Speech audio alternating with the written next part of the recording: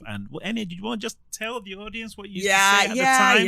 Yeah. I honestly felt like it was a bit much. Like every single day there was a delivery of yet another book on leadership, and that's all he was consumed with.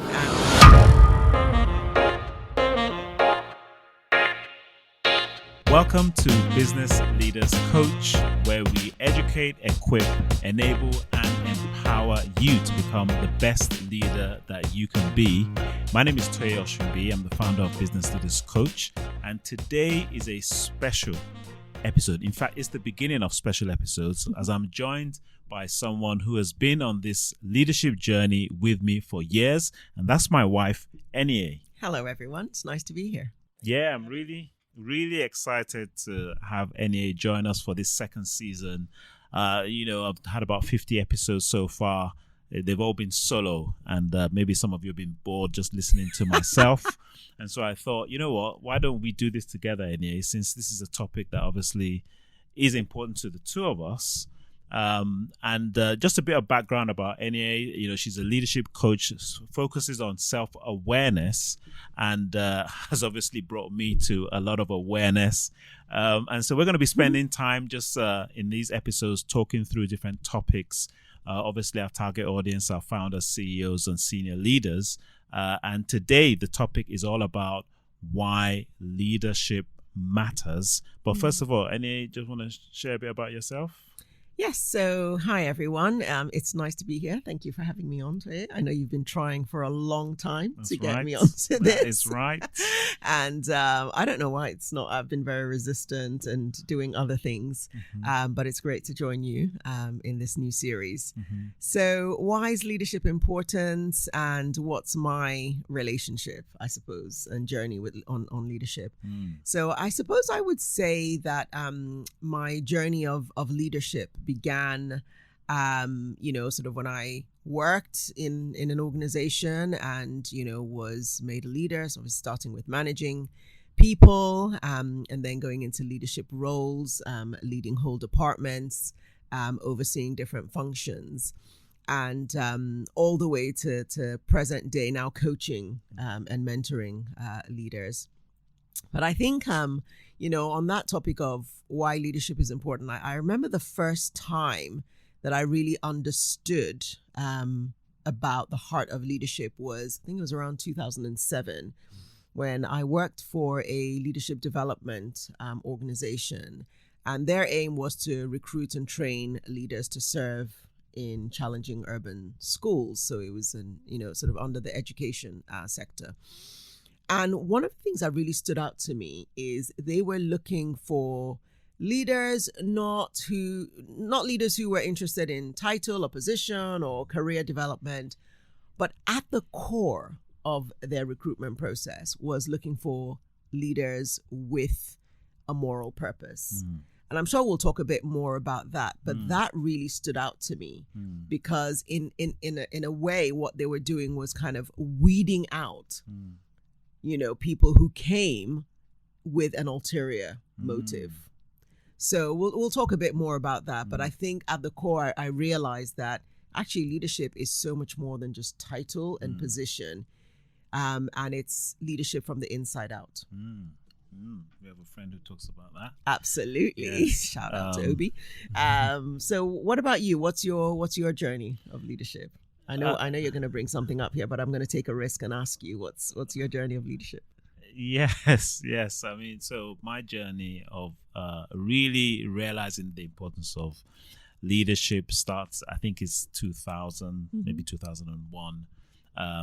I worked for the church at the time. I was working full time as a minister, but I had no clue of what I was doing. There was no training. You were just thrown into the deep end. And I was overwhelmed. I was really overwhelmed. And in a way, that's what got me to reading a lot of books. And so I went to a bookshop, and there I saw these VHS tapes. Ooh, now you're showing your age. I know, yeah. VHS videotapes. And it says, Developing the Leader Within You. There's two tapes, and then another two, Developing the Leaders Around You. And I was like, that is exactly what I need. And that was by John Maxwell. and the cost was it was enormous. I mean, it was about 1/3 of my salary at the time. Oh wow! And I remember going up and down thinking, can I afford this? Can I afford this? But I took the plunge and I bought it, and I sat down and watched them, and it just changed everything.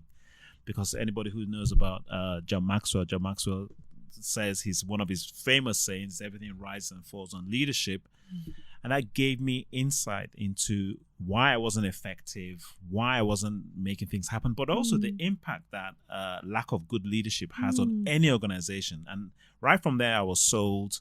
And ever since then, I have been a student of leadership. Now, Eniye is laughing for a reason. She's laughing for a reason because ever since then, books came in, reading, developing myself. And Eniye, did you want to just tell the audience what you used to say at the time?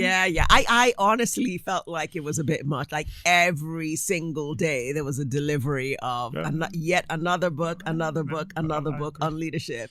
And that's all he was consumed with. And at the time, I was just like, oh, this is a bit too much. A bit too much for me. I think it was a bit of an obsession, though. If you're honest, it was a bit of an obsession. I wouldn't say that. But yeah, I think we've come to we've come to a point now where I think our understanding of leadership has merged a lot more. So we've come a long way from then. Amen to that. And we're still married. Yes, exactly. so leadership, and I think everybody, it takes. There's this awareness thing, since you're the self-awareness person, right? It takes, everybody has to sort of go on that journey. Yeah. And what I'm really happy about is that, at the right time, you got to that journey of seeing that this is really important. And now you're a leadership coach, and I always try to... Oh, the irony. Yeah, take that in. Isn't that interesting, right? But jokes apart, obviously... You shared your personal story, but as a coach, obviously we have that privilege of seeing it also from the leader's perspective, whether the leader has bought into how important leadership is or not. So do you want to share a few things that you've observed, you've noticed around that? Yeah. So I do coach leaders, but I think even from a personal point of view, I think, just the way I'm wired, I'm a very emotional, empathic person. And I remember just even in my, just my early years of leadership, almost being told or being made to feel that my leadership style was a bit too soft. I needed to be harder. I needed to be harsher. I needed to be, accountable, hold people accountable. And I always felt like, well, you can do that without being, so for me, without being harsh, without being brash, without being this tyrant, and I think I always had this conflict, within me as to why does leadership have to be rah, but obviously growing in that understanding and seeing that actually leadership is an inside out job. You lead from your core values, you lead from who you are.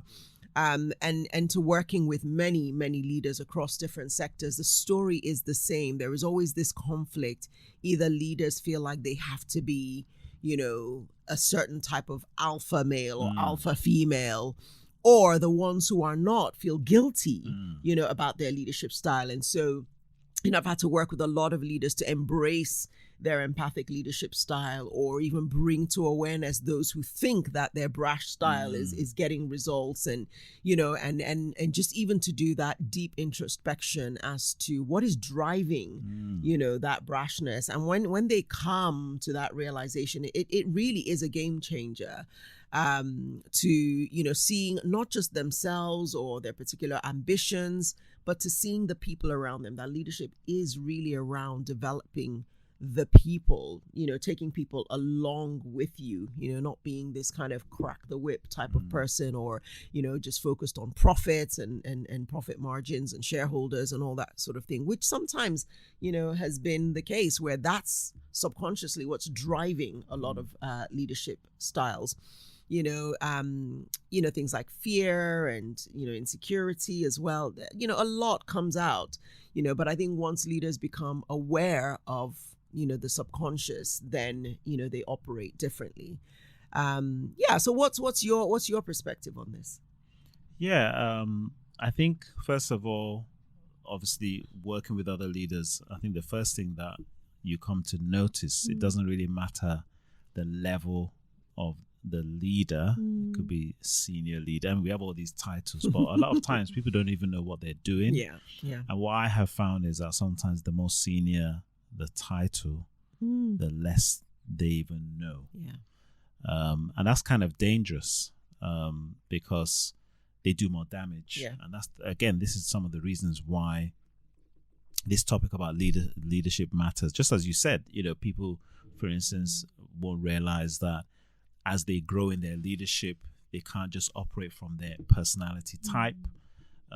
They need training, they need awareness, they need to know that not everybody is like them. And this obviously has to start with us personally, because we're not perfect. And I can share one of the pivotal moments for the two of us, right, was when we did our coaching training, where we were trained on the grow model, and about how to ask questions and how to, because I still remember that weekend that we spent just being trained, and the person who was training us told us that you can actually help people to come to a decision without you telling them anything. And I remember saying to myself, this is rubbish, because I was a tell guy. I was like, you got to tell people what to do. And that was very insightful. Now that's because of the training, not that we were anything, different. It's just that we got equipped with a new way of influencing people. So to come back to the question, my own perspective of the impact that, by us coaching people, you get to understand that, wow, there's a lot of leaders that haven't taken the time to invest in their own development. And that actually is causing more problems than they realize. Absolutely. And I think I've seen that as well, speaking to or coaching, very senior leaders who they get to a point in their leadership journey and everyone just thinks they're all right. That's it. Right. And so they feel the isolation, they feel the insecurity. And what's happening is the people that they're leading are actually growing at a faster rate than they are. Yes. And so it fuels that insecurity and it fuels the imposter syndrome, and they feel like, oh my goodness, not realizing that actually you need to keep developing no matter how senior you are. You need to keep developing yourself. And I think that's the case for all of us, that when we stop growing, when we stop investing in our own development, we will feel that insecurity. We will feel the fear of the what ifs and the and the hows. So I think you've hit a really important point there. Just that ongoing personal development and growth is part of leadership. So what, in your experience of working with founders and sort of CEOs and leaders, what do you think are the most common leadership challenges that you hear? Yeah, that's a really good question, because it all depends on, number one, the stage of their business. Right. Okay. And the most common is that the leader does not understand and take ownership that it is their responsibility to develop the leaders around them. That's the number one. Yeah. Is that it's almost like, well, I've got a title and I'm hiring this other person with their title. They just need to get on with it. Yeah. Right. And actually, they might need to just get on with it, because you don't necessarily need to have the skill set. So if you're a CEO and you've got a CEO or CFO, you might not necessarily have that person is the expertise in their field.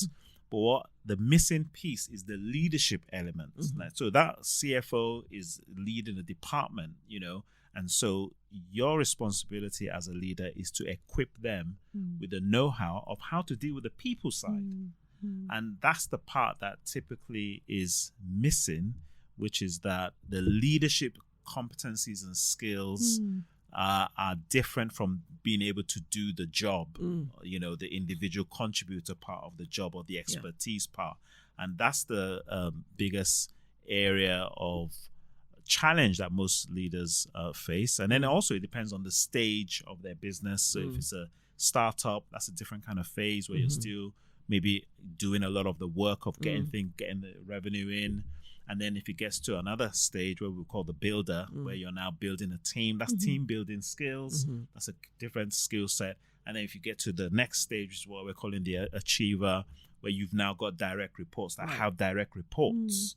That's another skill set about how do you speak to this direct report in a way that you don't speak to that person where they have to go and do the job, but you get them to think about how they're equipping their people. And these are all things that you can't just know it unless you're trained. Yeah, absolutely. And I think that training element is crucial. So I remember, when I was the head of a department and we had like a competency framework where, for each level within the organization, there were competencies. And so whether it was your sort of admin staff, what was the level of leadership expected from them, whether it's self-leadership all the way up to the level 5s and the so each person within the organization, and so when we, so each, whether it's 6 months or, half a year review or, the annual review, you would assess that person based on their leadership level competencies and how they could grow to the next level and the next level and the next level. And I think that's really important. So as you're sharing about, founders and CEOs and kind of their stage of growth within that role, I think it's also important for them to look at the people that they're leading and what level are they in. Because sometimes you can expect more of a person than they actually currently have. Or, you can expect less of someone who actually has more. So knowing where each individual is at is really helpful in developing, sort of their leadership trajectory. Yeah. So what are some of the biggest gaps that you've seen with some of the leaders that you've worked with? Because obviously I'm leaning towards your self-awareness part, right? Some of the biggest gaps that I've seen. So I think it's... obviously everyone's different and we're all wired differently. We all have different personality types. And I think one of the biggest gaps that I've seen is where people fail to understand themselves at a deeper level, hence the self-awareness. And so sometimes, a leader is perhaps maybe very introverted and isolate the people around them because they feel like they're an introvert and they just want to do their thing and let everyone do their thing, but they don't really see the importance of getting in there with people whilst you're doing your job, getting involved, in that moment while you're there, within those working hours, you have to come out of yourself in order to lead. Now, yes, you retreat and you get your rest and rejuvenation. But I think sometimes people stick so much within the personality type. And then I've seen the opposite where a leader is very extroverted or empathic and they become maybe a bit too friendly and they don't know how to hold people to account. They don't know how to hold people to account. And so how do we bridge that gap? How do we get you to operate well, within your unique makeup, but still be effective as a leader? Yeah. And so based on that, what would you suggest people do when they first of all become aware that they are leaning towards their personality strength, if that makes sense? Because in a way, that's what is happening, isn't it? Yeah. So what would you suggest? Yeah, so I think, sort of leadership is not just about understanding oneself. It's about understanding others, how you relate to others. And that's the thing about EQ and self-awareness. Sometimes we stick to the realm of, I just need to understand myself.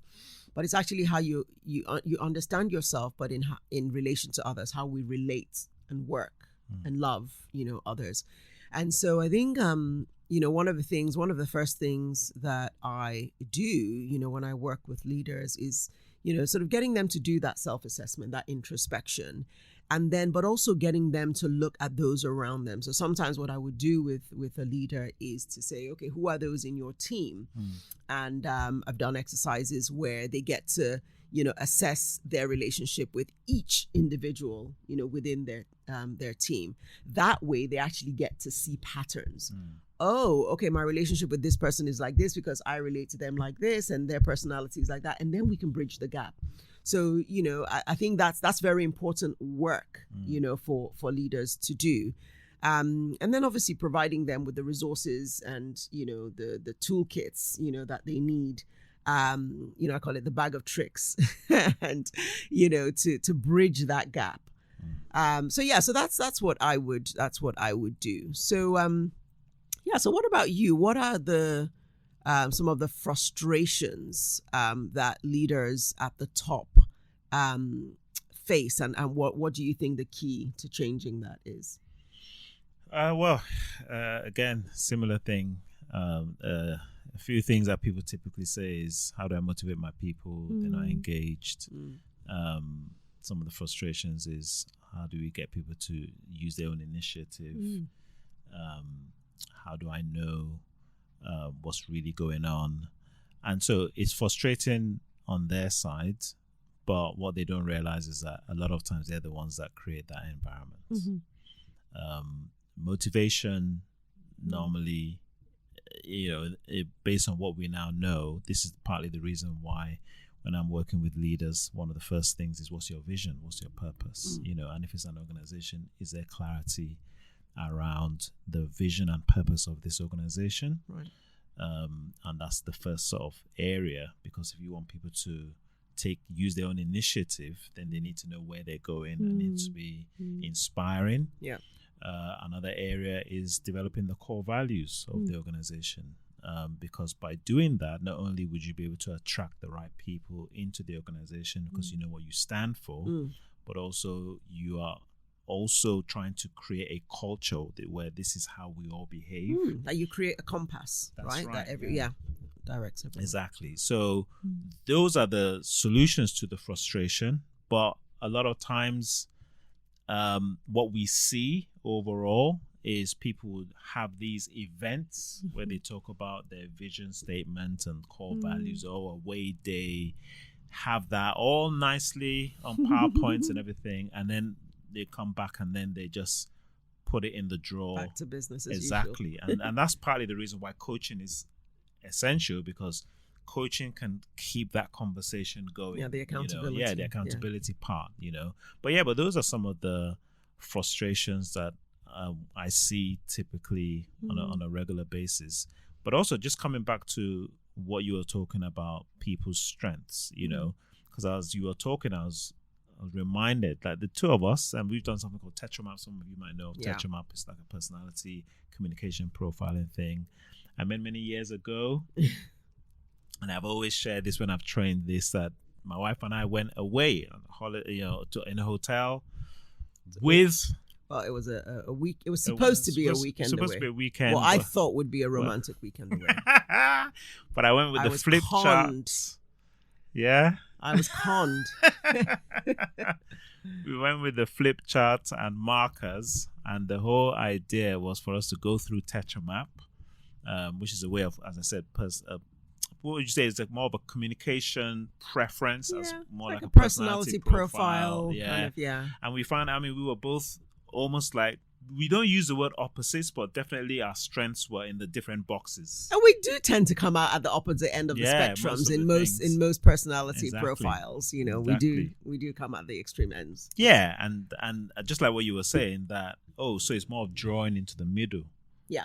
So the areas where you are like, this is how you operate, I see it different. Yeah, so it's really about how your strengths complement my weaknesses and my weaknesses complement your strengths. And then how can we work together? Collaborate, yeah. So I always share that, and I think that's how it works, isn't it? Sure. Where you realize that, okay, this is not and it's not actually that I should then excuse myself for not being in that way, because I think I can also be a bit more of your strengths. I can learn that. Sure. It just it takes more effort.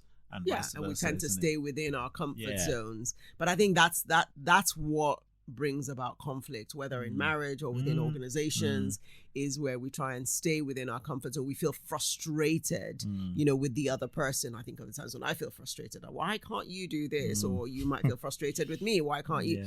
But it's because we're just wired very differently. And so learning to understand, the other person and how they operate and give a bit more wiggle room and grace and understanding, which is hard when the chips are down. It's hard to do that. Hard.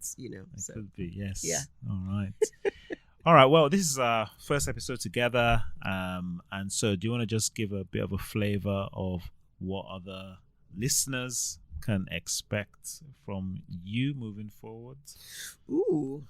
Well, we'll be talking all things leadership, but with a very human focus. Leaders are humans. And I think in my work as a self-awareness coach, I am very, very aware of that, when I come into a space, with a leader, I'm working with a human being who has a real life outside of work, real issues and problems. They have families, they have, partners and children and pressures that they face in life. And so, what we're going to be doing is just really exploring leadership and the power of self-awareness in leadership, and why self-awareness is key, is one of the most important skills that a leader can have. And I think along the way, I'll be talking about my journal, the 91 Days to Self-Awareness, a reflective journal. And the second volume is soon to drop. Second volume coming out so soon. We put the description, the links in the description. Right. Okay. Thank you. And but even the story behind the journal is years of data collection from the key themes that were coming out from my leadership coaching sessions. And so taking note of those things and thinking, wow, these are the things that leaders need to keep reflecting on to refine their leadership skills, to grow their self-awareness within leadership, and to improve, their decision making.